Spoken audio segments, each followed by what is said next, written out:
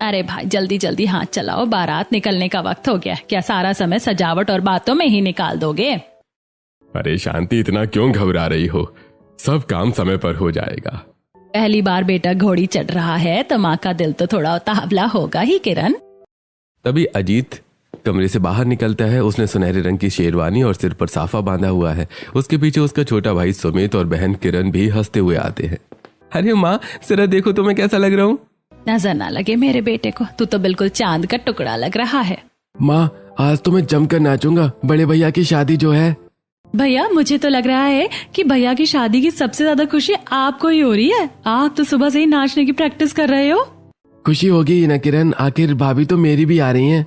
आप भूल रहे हो सुमित भैया, भाभी आ रही है आपकी भी और मेरी भी। आप देख लेना भैया, मैं तो भाभी को अपनी बातों से ऐसा पटा के रखूंगी कि वो आपके पास भटकेंगी भी नहीं। अरे तुम लोग यहाँ भी लड़ते ही रहोगे क्या? बारात निकलने का शुभ मुहूर्त निकला जा रहा है और तुम दोनों अपनी ही पंचायत में लगे हो। चलो अब जल्दी से बाहर निकलो और बारात की तैयारी करो। बारात घर से निकलने ही वाली होती है कि अचानक सुमित के मोबाइल की घंटी बजती है। वो फोन उठाकर कुछ देर बात करता है और उसका चेहरा तनावपूर्ण हो जाता है। वो अपनी माँ के पास आकर, माँ आप लोग चलिए, मैं बस थोड़ा पीछे से आता हूँ। अरे सुमित, इस वक्त कहाँ जा रहा है तू? बारात दरवाजे पर खड़ी है और तू दोस्त की बात कर रहा है। कोई बात नहीं माँ, उसे जाने दो। सुमित जिम्मेदार है, जरूर कोई जरूरी काम होगा। सुमित तू जल्दी पहुंच जाना भाई। सुमित चला जाता है। बारात धूमधाम से दुल्हन के दरवाजे पर पहुंचती है। ढोल बज रहे हैं और आतिशबाजी हो रही है। वरमाला का समय आता है। अजीत स्टेज पर खड़ा है और बार बार भीड़ में सुमित को ढूंढ रहा है। माँ, छोटा अभी तक नहीं आया क्या? वरमाला शुरू होने वाली और उसका कुछ पता नहीं है। पता नहीं बेटा कहाँ फंस गया वो। मैं कब से उसे फोन लगा रही हूँ पर उसका फोन भी नहीं लग रहा है। शादी की सारी रस्में पूरी हो जाती हैं। अजीत और करिश्मा की शादी संपन्न होती है। विदाई का समय आता है और बारात वापस अपने गांव पहुंचती है। घर के बाहर करिश्मा के गृह प्रवेश की तैयारी हो रही है। किरण, आरती की थाली सजा ले। देखो हमारे घर की लक्ष्मी आ गई। आज मेरा घर खुशियों से भर गया है। जैसे ही शांति आरती की थाली लेकर करिश्मा की आरती उतारने के लिए हाथ उठाती है, तभी अचानक एक गाड़ी रुकती है। गाड़ी से सुमित उतरता है और उसके साथ एक लड़की दुल्हन के जोड़े में है। सुमित बेटा, ये तेरे साथ ये कौन लड़की है? तू बारात छोड़कर कहाँ चला गया था और ये दुल्हन के कपड़ों में क्यों है? ये सब क्या हो रहा है? माँ, मेरा दोस्त है ना जो रोहित, उसका एक्सीडेंट हो गया था और इसीलिए मैं अचानक चला गया था। उसकी हालत बहुत खराब थी और अस्पताल में उसकी मृत्यु हो गई। क्या रोहित नहीं रहा? पर इस लड़की का उससे क्या लेना देना है? सुमित, तूने हमें बिना बताए ये कदम क्या उठा लिया है? हमें कुछ समझ नहीं आ रहा है। माँ, रोहित की मौत के बाद उसकी ये बहन बिल्कुल अकेली रह गई थी। मरने से पहले सुमित ने मेरा हाथ पकड़ा और मुझसे वादा लिया कि मैं उसकी जिम्मेदारी उठाऊंगा। मैं इसे उस हालत में अकेला कैसे छोड़ता, इसलिए मैंने इससे शादी कर ली। शादी? तूने हमें बिना बताए शादी कर ली? सुमित, तूने एक बार भी हमारे बारे में नहीं सोचा? आज तेरे बड़े भाई की खुशियों का दिन था और तूने ये क्या तमाशा खड़ा कर दिया? माँ, मजबूरी ही ऐसी थी, मैं क्या करता। अगर मैं इसे वहां छोड़ आता तो लोग इसे जीने नहीं देते। मुझे पता है कि मैंने गलती की है पर मेरे पास और कोई रास्ता नहीं था। माँ, वो ठीक तो कह रहा है। सुमित ने जो किया वो इंसानियत के नाते किया है और फिर वैसे भी हमें तो छोटे की शादी करनी ही थी। कोई बात नहीं, अगर उसने ऐसे कर ली, इसे स्वीकार कर लीजिए माँ। हाँ शांति, बेटा सही कह रहा है। जो हुआ सो हुआ। अब इस लड़की को हम घर से बाहर तो नहीं निकाल सकते। तुम दोनों बहुओं का साथ में गृह प्रवेश करवाओ। इस खुशी के मौके पर दुखी मत हो। ठीक है, जब किस्मत को यही मंजूर था तो मैं क्या करूं? किरण, एक और कलश लेकर आ। आज एक नहीं, दो दो बहुएं इस घर में आएंगी। ऐसा कहकर शांति अपनी दोनों बहुओं का गृह प्रवेश करवाती है। उसके बाद किरण अपनी दोनों भाभियों से, आइए बड़ी भाभी और छोटी भाभी, आप अंदर आइए। मैं आप लोगों को आपके कमरे दिखाती हूँ। आज तो सच में घर में खुशियों का धमाका हो गया। किरण दोनों जोड़ों को घर के अंदर ले जाती है और उन्हें उनके अलग अलग कमरों में छोड़ देती है। घर मिट्टी का है और छोटा है और छत कच्ची है, जिससे गर्मी का एहसास साफ हो रहा है। अजीत अपनी पत्नी से, देखो हमारा घर थोड़ा छोटा है और छत नीची होने की वजह से बहुत गर्म है। तुम इन भारी कपड़ों और गहनों में बहुत दिक्कत हो रही होगी ना? हाँ, गर्मी तो लग रही है पर कोई बात नहीं, मैं अभी कपड़े चेंज करके आती हूँ, फिर थोड़ा हल्का महसूस होगा। करिश्मा वॉशरूम में जाकर कपड़े चेंज कर लेती है और बेड पर बैठ जाती है। तब अजीत कहता है, तुम्हें पता है रात को तो फिर भी थोड़ी ठंडक होती है क्योंकि खिड़की से हवा आती है, लेकिन हम कड़कती धूप में जब खेत में काम करने जाते हैं तो वहाँ बहुत गर्मी होती है और हमें बहुत दिक्कत होती है। हाँ, मैं समझ सकती हूँ। मेरे पिता भी किसान हैं और मैं जानती हूँ कि मेहनत क्या होती है। गर्मी इतनी पड़ रही है कि किसानों के लिए तो ये किसी अभिशाप से कम नहीं है। तुम किसी मुसीबत में मेरा साथ तो नहीं छोड़ दोगी ना? अगर कभी हालात और भी खराब हो गए तो क्या तुम मेरे साथ खड़ी रहोगी? मैंने आपके साथ जीवन बिताने का फैसला किया जो भी कुछ होगा हम मिलकर उन चीजों का सामना करेंगे। आप अकेले नहीं हैं, मैं हमेशा आपके साथ हूँ। छोटी बहू शीतल ने अपना भारी लहंगा उतार कर फेंक दिया है और वो पंखे के नीचे खड़ी होकर पसीना पोंछ रही है। उसके चेहरे पर चिड़चिड़ाहट है। ओफो, मुझे नाइट ड्रेस पहनने के बाद भी कितनी गर्मी लग रही है। यहाँ का पंखा तो हवा कम और शोर ज्यादा दे रहा है। सुमित, मैं यहाँ एक पल भी चैन से नहीं बैठ पा रही हूँ। हाँ, मैं जानता हूँ कि हमारा घर छोटा है और इस मौसम में ये बहुत गर्म भी हो जाता है, पर अभी हम क्या कर सकते हैं, ये गांव का जीवन है, यहाँ हमें ऐसे ही रहना पड़ता है। आप क्या कूलर वूलर कुछ नहीं है क्या? हमारे यहाँ तो कूलर भी चलता था, एसी भी चलती थी। मुझे तो ऐसी गर्मी में रहने की जरा भी आदत नहीं है। मेरा तो दम घुट रहा है यहाँ। मैं जानता हूँ कि तुम्हें परेशानी हो रही है, लेकिन अगर इस बार फसल अच्छी हो गई तो मैं तुम्हारे लिए कूलर और पंखे लगवा दूंगा। वैसे तुम्हें नहीं पता कि ये गर्मी तो कुछ नहीं है, असली गर्मी तो खेतों में पता चलती है। खेतों में? क्या अब तुम मुझसे खेतों में काम करवाओगे? क्या इसीलिए तुम मुझे यहाँ लेकर आए हो कि मैं उस कड़कती धूप में झुलस जाऊं? देखो, मैंने नौकरी के लिए ट्राई तो कर रखा है, पर जब तक कोई अच्छी जॉब नहीं मिलती तब तक मुझे खेतों में ही काम करना पड़ेगा। वैसे चलो, तुम टेंशन मत लो, कल सुबह तुम्हें पहली रसोई के लिए जल्दी उठना पड़ेगा। सो जाओ अभी। शीतल सो जाती है। अगली सुबह घर में रसोई की तैयारी चल रही है। बड़ी बहू और छोटी बहू दोनों किचन में है। चूल्हा जल रहा है और धुएं के साथ गर्मी और बढ़ गई है। छोटी बहू पसीने से तरबतर है। ओफो, कितनी गर्मी लग रही है। चूल्हे के धुएं में और गर्मी में तो मेरा दम घुट जाएगा। गर्मी तो है देवरानी जी, लेकिन गांव में तो ऐसे ही गुजारा होता है। हमें गर्मी को तो एडजस्ट करना ही पड़ता है। आप थोड़ा पानी पी लीजिए। मुझे जिंदगी में एडजस्टमेंट की आदत नहीं है। वो तो मेरी किस्मत ही खराब थी कि मेरी शादी यहाँ हो गई, वरना मैं बिल्कुल भी ऐसी गर्मी में नहीं रहती। मेरे मायके में तो सब कितना आरामदेह था। अच्छा ठीक है, आप ज्यादा परेशान मत होइए। आप ऊपर का हल्का फुल्का काम देख लीजिए, मैं ही खाना बना लेती हूँ। आप बस सब्जियां काट दीजिए, बाकी मैं संभाल लूंगी। यह सुनकर शीतल राहत की सांस लेती है और ऊपर का काम करने लगती है, जबकि करिश्मा चूल्हे के सामने बैठकर खाना बनाती है। खाना बनाने के बाद दोनों बहुएं सभी को खाना परोसती हैं। सभी लोग खाना खाते हैं और दोनों की तारीफ करते हैं। ऐसी शाम हो जाती है। गांव की कुछ महिलाएं मुंह दिखाई के लिए आती हैं। अरे शांति, बहुत बहुत बधाई हो। सुना है एक साथ दो बहुएं घर आई हैं। जरा हमें तो दिखाओ कि तुम्हारी बहुएं कैसी है। हाँ शांति, ये तो बहुत अच्छा हुआ कि दोनों की शादी साथ में हो गई। अब तो घर का काम भी पट जाएगा और तुम्हें भी आराम मिलेगा। हाँ बहनों, ये सब भगवान की कृपा है। आइए बैठिए। ये मेरी बड़ी बहू और ये छोटी, दोनों ही बहुत गुणी हैं। बस अभी नया माहौल है तो थोड़ा ढलने में समय लगेगा। मुंह दिखाई की रस्म पूरी होती है और पड़ोसनें तारीफें करती हुई चली जाती हैं। ऐसे कुछ दिन बीत जाते हैं। एक सुबह माधव, अजीत और सुमित खेतों पर जाने की तैयारी कर रहे हैं। तभी करिश्मा भी तैयार होकर बाहर आती है। पिताजी, आज आपके साथ खेतों पर मैं भी चलूंगी। मैं घर पर बैठकर क्या करूंगी? काम ज्यादा है तो मैं आपका हाथ बटा दूंगी। मुझे खेतों में काम करना पसंद है। हाँ, मुझे भी चलना है। मुझे खेत में रील बनानी है। वहाँ का नजारा बहुत अच्छा होगा सोशल मीडिया के लिए। ठीक है भाई, चलो खेतों पर, लेकिन वहां बहुत धूप होगी। और हाँ, साथ में गगरियां भी रख लेना। वापसी में पानी भी तो लाना है। पानी? लेकिन वो क्यों? अब क्या बताएं भाभी, इस गांव में गर्मी बढ़ने के साथ पानी की बहुत किल्लत हो जाती है और पीने का पानी हमें दूर कुएं से भरकर लाना पड़ता है, जो कि हमारे खेतों के रास्तों में ही है। इसीलिए हम वापसी में हमेशा पानी भी ले आते हैं। एक पंथ और दो काज हो जाते हैं। सब लोग खेत पहुंचते हैं। खेत छोटे हैं पर उनमें तरह तरह की सब्जियां लगी हुई हैं। भट्टे, भिंडी, मिर्ची और हरी पत्तेदार सब्जियां लहला रही हैं। शांति बहुओं को खेत घुमाती है। आओ बहू, देखो यहाँ हमने भट्टे लगाए हुए हैं। यहाँ से मिर्ची शुरू होती है और वो देखो सामने पत्ता गोभी और ये छोटा सा हिस्सा धनिया पुदीना के लिए। हम सब मिलकर इनका ध्यान रखते हैं। माँ जी, इतने छोटे से खेत में आपने इतना सब कुछ लगाया है, ये तो कमाल है। आपकी मेहनत साफ दिख रही है। माँ जी, मैं भी आज से आपकी पूरी मदद करूंगी। माँ जी, मुझे तो अभी से बहुत धूप लग रही है। देखिए, इतने बड़े एरिया में बस एक ही पेड़ है जिसकी छांव है। मैं तो उस पेड़ के नीचे जा रही हूँ। मैं इस कड़कती धूप में नहीं रह सकती। ठीक है, जाओ बहू, कहीं तुम धूप में पिघल ना जाओ। तुम छांव में ही बैठो, हम लोग यहाँ काम निपटा लेते हैं। सब लोग कड़ी धूप में काम करने लगते हैं। पसीना बह रहा है और सूरज आग उगल रहा है। अचानक काम करते करते शांति का संतुलन बिगड़ता है और वो जमीन पर गिर जाती है। उसे चक्कर आ गया है।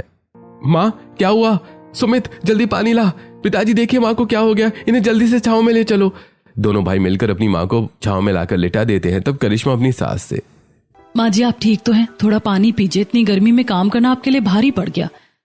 माँ जी, इतनी गर्मी में खेतों में काम करना और आना जाना बहुत बड़ी दिक्कत है। देखिए, आपकी तबीयत खराब हो गई, यहाँ रहना ही मुश्किल है। हमारी तो किस्मत ही दिक्कतों को झेलना है बहू। क्या कर सकते हैं, खेती नहीं करेंगे तो खाएंगे क्या। पर अब मैं थोड़ा ठीक महसूस कर रही हूँ। चलो भाई, अब शाम होने वाली है। पकाने के लिए थोड़ी सब्जियां तोड़ कर रख लो और गगरियां उठाओ। रास्ते से कुएं से पानी भी तो लेकर चलना है। सब अपनी अपनी गगरियां उठाते हैं और गांव के कुएं की तरफ बढ़ते हैं। कुएं पर गांव की और भी औरतें पानी भर रही हैं। गंगा और यमुना वहीं खड़ी बातें कर रही हैं। अरे शांति, आज नई बहू भी पानी भरने आई है क्या? हाँ भाई, इस गांव में तो सब करना पड़ता है ना। यहाँ बिजली का ठिकाना ना पानी का, ऊपर से सबके छोटे छोटे खेत है और गर्मी तो जैसे जान लेने पर तुली है। कोई बात नहीं है काकी, ये तो जिंदगी है, उतार चढ़ाव तो आते ही रहते। मेहनत करेंगे तभी तो फल मिलेगा। इन्हें तो हर काम आसान लगता है, पसीने से बुरा हाल है और ये लोग ऐसे बातें कर रहे हैं जैसे कोई पिकनिक मना रहे हो। मुझे तो बस घर पहुंचकर लेटना है। सब पानी भरकर अपने घर की तरफ बढ़ते हैं। सूरज ढल रहा है पर गर्मी अभी भी बरकरार है। जैसे ही सब घर पहुंचते हैं, शीतल गगरी रखकर कमरे में बिस्तर पर लेट जाती है। तभी वहीं किरण और करिश्मा आती है। इतनी भयंकर गर्मी है, मुझे तो लग रहा है कि जैसे दोपहर में माँ जी बेहोश हुई थी, अब मेरा नंबर है। भाभी, वो तो सीधी धूप में खेत में काम कर रही थी, इसलिए बेहोश हुई। घर के अंदर तो छत की छाया है। छाया से क्या होता है किरण? हवा तो बिल्कुल बंद है, ये दीवारें तप रही हैं। मुझे तो लग रहा है कि मैं किसी तंदूर के अंदर बैठी हूँ। ठीक है, तुम आराम करो, मैं कुछ खाना बना लेती हूँ। जो सब्जियां हम साथ तोड़कर लाएं वही बना देती हूँ। करिश्मा रसोई में जाकर चूल्हा जलाती और सब्जी काटने बैठती है। घर के पुरुष बाहर चबूतरे पर बैठकर गर्मी से राहत पाने की कोशिश कर रहे हैं। दिन ऐसे संघर्ष में बीतते जा रहे हैं और सूरज की तपिश कम होने का नाम नहीं ले रही है। गांव में सूखे जैसे हालात पैदा हो रहे हैं। गर्मी की वजह से खेतों में आना जाना किसी सजा से कम नहीं लग रहा है। कभी किसी को चक्कर आ रहा है तो कभी पसीने से बुरा हाल है। इसी बीच घर पर एक बड़ी मुसीबत दस्तक देती है। अरे भाई माधव, ओ माधव, कहाँ छुपा बैठा है? अरे बाहर निकल, आज मेरे पैसे लेकर ही जाऊंगा। बहुत दिन की मोहलत दे दी मैंने तुझे। अरे साहूकार जी, मैंने आपसे कहा था ना कि थोड़ा समय और दे दीजिए। अरे टकाक समय दूं? तुम लोगों ने खेती के लिए इतना बड़ा कर्जा ले लिया था और अब उसे लौटाने का नाम ही नहीं ले रहे हो। मेरा सब्र अब जवाब दे रहा है। या तो आज पैसे दो, नहीं तो ये घर खाली करना पड़ेगा। अरे क्या बताए साहूकार जी, आप तो देख ही रहे हैं, गर्मी इतनी ज्यादा है कि फसलें पूरी तरह सूखती जा रही हैं। पानी की कमी है, फसल ठीक से नहीं हो पा रही है। बस थोड़ा और इंतजार कर लीजिए। मुझे तुम्हारी फसलों से मतलब नहीं है, मुझे अपने पैसे चाहिए। चलो ठीक है, मैं तुम्हें कुछ ही दिनों की मोहलत और दे रहा हूँ। अगर इस बार पैसे नहीं मिले तो अपना बोरिया बिस्तर समेट लेना। साहूकार पैर पटकता हुआ वहां से चला जाता है। घर के अंदर सन्नाटा पसरा हुआ है। माधव जी, मुझे तो बहुत चिंता हो रही है। ये साहूकार बड़ा जालिम आदमी है। अगर इसने सच में घर खाली करा लिया तो हम इस भीषण गर्मी में कहाँ भटकेंगे। चिंता करने से क्या होता है शांति, किस्मत आजमा रही है हमें। अगले दिन सभी लोग दोपहर में खेत चले जाते हैं। घर में दोनों बहुएं खाना बनाने की तैयारी में जुट जाती हैं। खाना बनाने के बाद करिश्मा खाना पैक करती है और शीतल से कहती है, चलो देवरानी जी, अब खाना बन गया है, पैक भी कर लिया है। अब सभी के लिए खाना लेकर खेत पर चलते हैं, उन्हें भूख लगी होगी। इतनी दोपहर में इस जलती हुई धूप में हम खाना देने जाएंगे? भाभी, आपको अंदाजा भी है बाहर कितनी लू चल रही है? हम तो रास्ते में ही भून जाएंगे। अब आप पुरानी होने लगी हैं देवरानी जी, कोई नई नई दुल्हन थोड़ी है हम जो घर में आराम करेंगी। और हमको खाना लेकर रोज खेत जाना पड़ता है, फिर मेहनत से क्या डरना। हाँ, बहुत ज्ञान हो गया, मुझे पता है। ठीक है, चलो, वरना आप माँ जी से मेरी शिकायत कर देंगी। दोनों बहुएं सिर पर पल्ला ओढ़कर और खाने का डिब्बा लेकर खेत की तरफ चलती हैं। रास्ते में उन्हें गंगा और यमुना मिलती हैं, जो आपस में कुछ चर्चा कर रही हैं। भगवान, आजकल तो हम गरीबों का जीना ही मुश्किल हो गया है। एक तो वैसे भयंकर गर्मी पड़ रही है, ऊपर से सब्जियां भी सूखती जा रही है, पानी कहाँ से लाएं? हाँ बहन, और उसके बाद ये चोर भी तो जीना मुश्किल कर रहे हैं। देखो ना, आज भी गांव के ज्यादातर खेतों से चोरों ने सब्जियां चुरा ली। रात को रखवाली करना भी तो मुश्किल है। सुना देवरानी जी, मुझे तो डर है कि हमारे खेत से भी सब्जियां चोरी ना हो गई हों। दोनों जल्दी जल्दी खेत पहुंचती हैं। वहां माधव और शांति आम के पेड़ की छांव में बैठे हैं। माँ जी, पिताजी, खाना खा लीजिए, थोड़ा आराम कर लीजिए, फिर काम शुरू कीजिएगा। हाँ, बहुत भूख लगी है। चलो भाई, सभी लोग आ जाओ, मिलकर खाना खा लेते हैं। सभी लोग एक साथ बैठकर खाना खाते हैं। तभी करिश्मा अपने ससुर से, पिताजी, हमने रास्ते में सुना है कि गांव में चोरियां बहुत बढ़ गई हैं। क्या हमारे खेत की सब्जियां भी चोरी हो रही हैं? हाँ बहू, क्या बताऊं, हमारी भी सब्जियां चोरी हो रही हैं। देखो ना, इतने अच्छे भुट्टे लगे थे और वो उधर से देखो, चोरों ने आधी पत्ता गोभी भी तोड़ ली है। बहुत नुकसान हो रहा है। पिताजी, ये तो बहुत गलत बात है। एक तो साहूकार का कर्जा सिर पर है, ऊपर से ये सब मुसीबतें। हमें कुछ तो करना पड़ेगा, वरना हम पूरी तरह बर्बाद हो जाएंगे। हाँ बेटा, मैं भी यही सोच रहा हूँ कि अब खेत में ही डेरा डालूं। रात दिन यहीं रहूंगा तो शायद चोरों की हिम्मत न पड़े। अजी, पागल हो गए हो क्या? इतनी तेज धूप रहती है यहाँ, एक ही तो पेड़ है, वो भी क्या हमें ठंडा रखेगा? यहाँ खेतों में इस लू में कहाँ रहोगे? तो और क्या करूँ शांति, घर पर रहकर सब्जियां लुटते हुए नहीं देख सकता। आए दिन खबर आती है कि गर्मी से हमारे गांव में ही कितने लोगों की मौत हो गई। यहाँ रहने का सोचना भी मत, जान से हाथ धो बैठोगे। हाँ पिताजी सही कह रहे हैं, इस मौसम में खुले खेत में रहना खतरे से खाली नहीं है, हम कोई और तरीका ढूंढ लेंगे। सब लोग उदास मन से खाना खाते हैं और शाम को घर वापस आ जाते हैं। रात का समय है, आसमान में अचानक काली घटाएं छाने लगती हैं और तेज हवाएं चलने लगती हैं। अचानक एक भयंकर तूफान शुरू हो जाता है। अरे उठो सब लोग, जल्दी से अपना अपना जरूरी सामान निकालो। लगता है इतनी तेज तूफान है कि एक कच्चा घर गिर जाएगा। जल्दी करो भाई। ए भगवान, ये क्या नई आफत आ गई है। सुमित, किरण, जल्दी बाहर आओ। बहुओं, जो सामान उठा सकती हो उठा लो और बाहर की तरफ भागो। घर के अंदर अफरा तफरी मच जाती है। सब अपनी अपनी पोटली बांधकर बाहर खुले मैदान की तरफ भागते हैं। जैसे ही सब बाहर पहुंचते हैं, एक जोरदार कड़कड़ाहट होती है और उनका कच्चा घर ढह जाता है। हमारा घर गिर गया माँ, अब हम कहाँ जाएंगे? हमारे पास तो अब छत भी नहीं बची। भगवान, गरीबी इतनी बुरी चीज है। देखो तूफान आ गया, अरे बेचारे कहाँ जाएंगे। हाँ, पर हम क्या कर सकते हैं? हम लोगों के किसी के भी घर इतने बड़े नहीं है कि पूरे परिवार को रख सके। लेकिन गंगा, तुम्हारा घर तो बड़ा है, तुम ही इन्हें अपने घर में रख लो। नहीं यमुना बहन, एक तो इनका घर गिर गया, ऊपर से गरीबी। अगर मैं इन्हें अपने घर में रख लूंगी तो राशन पानी सब मेरा ही लगेगा और ना जाने कितने दिन रखना पड़ेगा, इसीलिए मैं तो नहीं रखूंगी। अरे चलो बच्चों, अपने सामान उठाओ। भगवान ने शायद यही लिखा था, सुबह होने वाली है। चलो अब खेतों की तरफ चलते हैं। सूरज निकल चुका है। पूरा परिवार अपना बचा कुचा सामान लेकर खेत पर पहुंच जाता है। सब थके हुए और परेशान हैं। वो आम के पेड़ के पास अपना सामान रखते हैं। सुमित, वो तिरपाल निकालो जो हमने अनाज ढकने के लिए रखा था। यहाँ एक पंडाल डाल देते हैं, अभी तो यही हमारा घर है। हाँ बेटा, जल्दी कर, धूप चढ़ रही है। इसी पंडाल के नीचे हम अपना चूल्हा जला लेंगे और यहीं रहेंगे। अब इसी खेत में काम करना है और यहीं रात गुजारनी है। तिरपाल का अस्थायी तंबू तैयार हो जाता है। खेत में काम फिर से शुरू होता है, जहां सब जी जान से सब्जियों को पानी देने और मिट्टी खोदने में लगे हैं। इसी बीच छोटी बहू की तबीयत बिगड़ने लगती है। माँ जी, मुझे बहुत घबराहट हो रही है। इस तिरपाल के नीचे तो और भी ज्यादा गर्मी लग रही है। लू के थपेड़े सीधे चेहरे पर लग रहे हैं। मैं तो मरी जाऊंगी, मैं इस गर्मी में नहीं रह सकती। भाभी थोड़ा सब्र रखिए, पानी पी लीजिए। हिम्मत तो रखनी पड़ेगी ना, वरना गुजारा कैसे होगा? हम सब भी तो इसी हाल में हैं। मुझे बहुत चक्कर आ रहे, मेरा शरीर तप रहा है। अरे शीतल, क्या हुआ? इसका तो शरीर आग की तरह तप रहा है। माँ, इसे तेज बुखार है, हमारे पास तो दवाई के भी पैसे नहीं है। सुमित अपनी जेब खंगालता है और जैसे तैसे थोड़े बहुत पैसे लेकर गांव के डॉक्टर के पास भागता है और दवाई लेकर आता है और शीतल को दवाई खिलाता है। शाम तक शीतल को कुछ आराम लगता है और वो मन ही मन सोचती है, अगर मैं यहाँ रही इसी तिरपाल के नीचे तो पक्का मर जाऊंगी। गर्मी में सबको कभी चक्कर आ रहा है तो कभी उल्टी हो रही है। मुझे कुछ तो ऐसा करना पड़ेगा कि मेरा ससुराल ठंडा हो जाए। गर्मी का कहर जारी है। दोपहर का समय है और पानी भी बर्तन में रखे रखे गर्म हो गया है। बेटा, ये पानी बहुत गर्म है, एक काम करो, यहाँ थोड़ा सा गड्ढा खोद लो, मिट्टी के नीचे ठंडक रहती है। मैं ये घड़ा इसमें गाड़ देती हूँ, पानी ठंडा हो जाएगा। माँ जी, आप भी कुछ भी कहती है, मिट्टी के नीचे रखने से पानी कैसे ठंडा हो सकता है? घड़ा कोई जादू थोड़े ना कर देगा। मिट्टी की गहराई में ठंडक छिपी होती है। तू बस थोड़ी देर इंतजार कर और फिर पी कर देख। शांति गड्ढा खोदकर पानी का घड़ा मिट्टी में गाड़ देती है। थोड़ी देर बाद शीतल घड़े से पानी निकालकर पीती है और उसकी आंखें हैरानी से फैल जाती हैं। माँ जी, पानी तो सच में बहुत ठंडा हो गया, ये तो कमाल है। अगर मिट्टी के नीचे पानी ठंडा हो सकता है तो मिट्टी के नीचे घर बन जाए तो वो कितना ठंडा होगा। क्या सोच रही हो देवरानी जी? आप पानी पीकर शांत क्यों हो गई? कुछ नहीं भाभी, मैं बस ये सोच रही हूँ कि अगर हम मिट्टी के नीचे घर बनाए तो वो कितना ठंडा रहेगा। अरे देवरानी जी, मिट्टी के नीचे घर कौन बनाता है? वहां तो चूहे और सांप रहते हैं। हाँ अभी ना गर्मी में कुछ भी सोच रही हैं। काश हम भी मटका होते ना भाभी, तो मिट्टी के नीचे दब जाते और चैन की नींद सोते।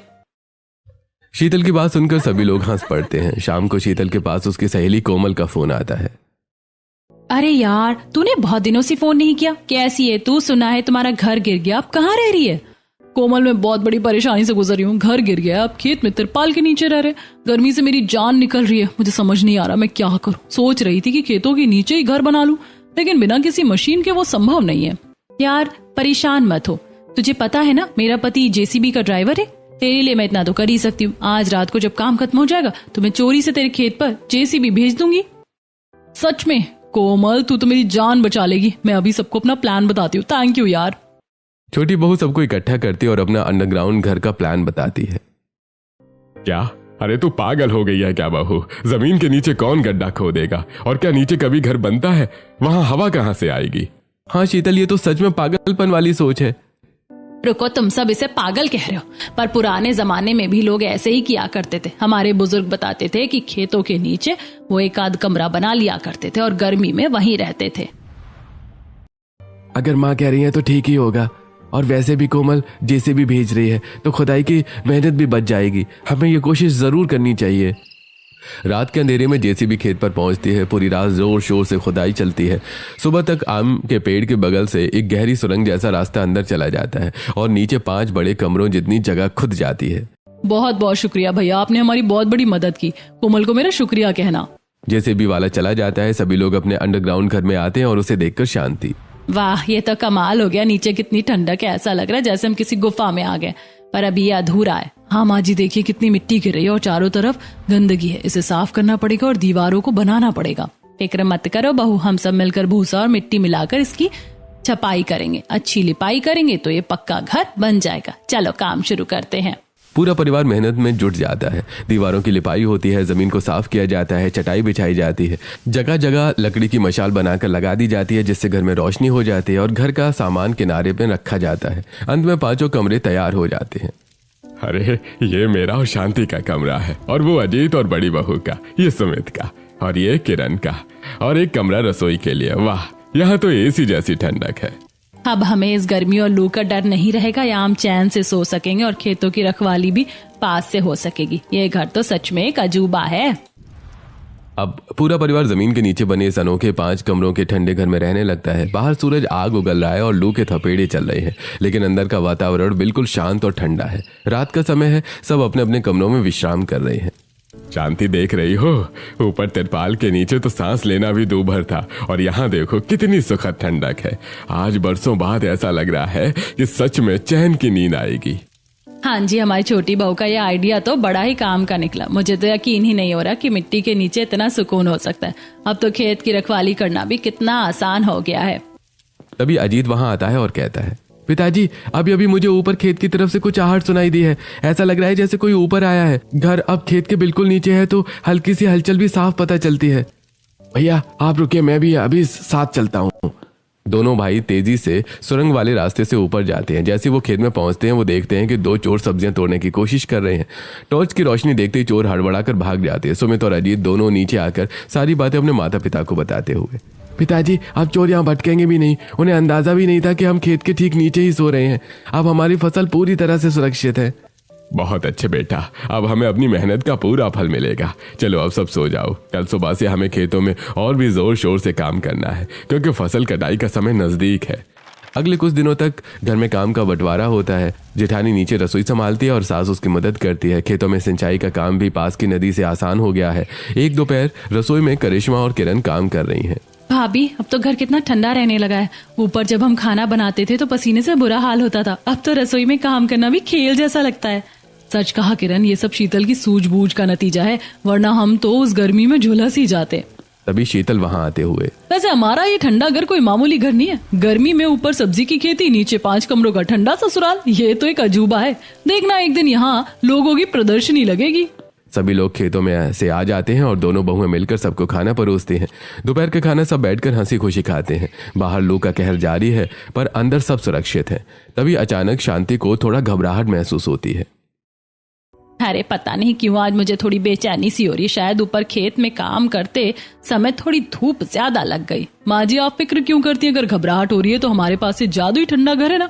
आप बस अपने कमरे में जाकर थोड़ी देर लेट जाइए, 5 मिनट में सब ठीक हो जाएगा। हाँ बहू तो सही कह रही, मैं थोड़ा आराम ही कर लेती हूँ, तुम लोग अपना काम निपटा लो। तभी बाहर से कुछ आवाजें सुनाई देती है। गांव की कुछ पड़ोसी महिलाएं गंगा और यमुना उन्हें ढूंढते हुए खेत पर पहुंच गई हैं। अरे भाई, माधव भाई का परिवार कहाँ चला गया? खेत तो यही है, सामान भी, पर कोई दिख क्यों नहीं रहा? क्या वे लोग गाँव छोड़कर चले गए? तभी किरण ऊपर आते हुए, अरे गंगा काकी, हम कहीं नहीं गए, हम तो यही है। आइए आपको अपना नया घर दिखाते। घर? यहाँ खेत में कहाँ घर है किरण? यहाँ तो बस मिट्टी और सब्जियाँ दिख रही। तुम लोग कहाँ रह रहे हो? चलिए मेरे साथ। किरण उन्हें सुरंग के रास्ते नीचे ले जाती है। ये देखिए हमारा नया आशियाना, ये हमारा ठंडा घर। इधर पिताजी का कमरा है, उधर हमारा, और यहाँ माँ जी आराम कर रही हैं। अरे बाप रे, तो चमत्कार है। अंदर तो इतनी ठंडक है जैसे हम किसी महल में आ गए। तुम लोगों की किस्मत बहुत अच्छी है। ये आइडिया किसका था? ये हमारी छोटी भाभी का आइडिया था काकी। अब हम यहाँ बहुत सुखी हैं। आइए बैठिए। बैठो किरण, जरा पानी और नाश्ता तो लिया। पड़ोसने बैठकर सभी लोगों से बात करती हैं, ठंडा पानी पीती हैं और नाश्ते में पोहा खाती हैं। वाकई माधव, तुम्हारा ये ठंडा घर तो उस पुराने घर से कई गुना ज्यादा अच्छा है। यहाँ ना गर्मी का डर है ना चोरों का। पड़ोसने घर की खूब तारीफ करती हैं और नाश्ता करके वापस चली जाती हैं।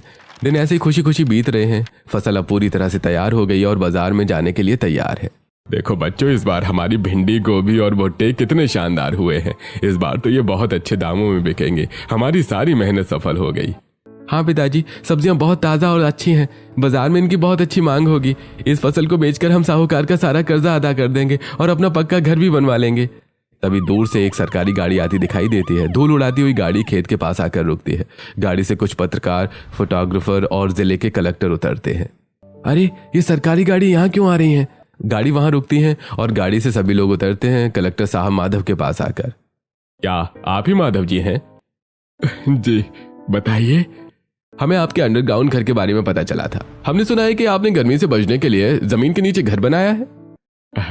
जी साहब, वो तो बस मजबूरी में बनाया था। घर गिर गया था और गर्मी बहुत थी तो हमने ये तरीका अपनाया। पर आपको कैसे पता चला? गांव के लोगों से पता चला। चलिए हम आपको अपना अंडरग्राउंड घर दिखाते हैं। परिवार के सभी लोग सरकारी लोगों को अपने अंडरग्राउंड घर में ले जाते हैं और अलग अलग कमरों में घुमाते हैं। सभी कमरों का अच्छे से मुआयना करने के बाद और पत्रकारों के फोटो लेने के बाद कलेक्टर माधव से कहता है, न जाने कितने किसान हर साल गर्मी और लू से मर जाते हैं। आपका यह मॉडल अगर हम बाकी किसानों को भी सिखाएं तो न जाने कितनी जानें बच सकती हैं। इसके लिए सरकार आपको सम्मानित करेगी और इनाम भी देगी। साहब, इनाम की असली हकदार तो ये छोटी बहू है। इसी ने हमें ये रास्ता दिखाया और हमें इस जानलेवा गर्मी से बचाया। हाँ, इनाम तो मैं ही लूंगी। मुझे बहुत सारी शॉपिंग करनी है और सबसे बड़ी बात, मुझे अपने नए घर के लिए अच्छे वाले कूलर और पंखे भी लेने ताकि ये और भी ठंडा हो जाए।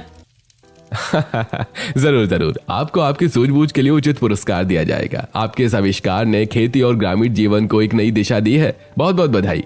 कलेक्टर साहब और उनकी टीम घर की तस्वीरें लेकर चले जाते हैं। कुछ ही दिनों में माधव की फसल बहुत ऊंचे दामों में बिकती है। पूरा परिवार साहूकार का सारा कर्ज चुका देता है और खेत के पास ही एक पक्का घर भी बनवा लेता है। इसी तरह इस कहानी का सुखद अंत होता है।